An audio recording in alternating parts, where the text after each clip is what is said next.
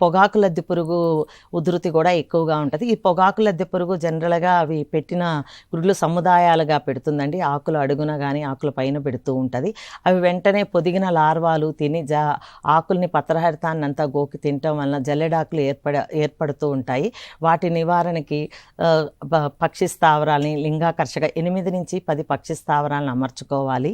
ఆహ్, 4-5 లింగాకర్షక బుట్టలని అమర్చి, మగరెక్కల పురుగు లింగాకర్షక బుట్టలో మగరెక్కలు పడతాయి. సో వాటి ఉధృతిని తెలుసుకోవటానికి లింగాకర్షక బుట్టలని తప్పనిసరిగా పెట్టాలి.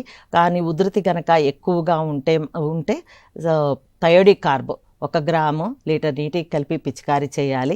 సో దానికన్నా పొగాకు లద్దె పురుగుకి విషపు ఎర బాగా అంటే చక్కగా పనిచేస్తుందండి. విషపు ఎర తయారు చేసుకోవటానికి ఒక 10 కిలోల తవుడుకి 1 కిలో క్లోరిఫైరిఫాస్ ప్లస్ 1 కిలో బెల్లంని కనుక కలిపి ముద్దలు చేసి సాయంత్రం వేళలో మాత్రమే పొలంలో వెదజల్లితే మాత్రం పొగాకు లద్దె పురుగు నియంత్రణలో ఉంటుంది. పొగాకు లద్దె పురుగు ప్యూపాలు కానీ అవి మామూలుగా నైట్ మాత్రమే ఎక్కువగా చేస్తూ ఉంటాయి.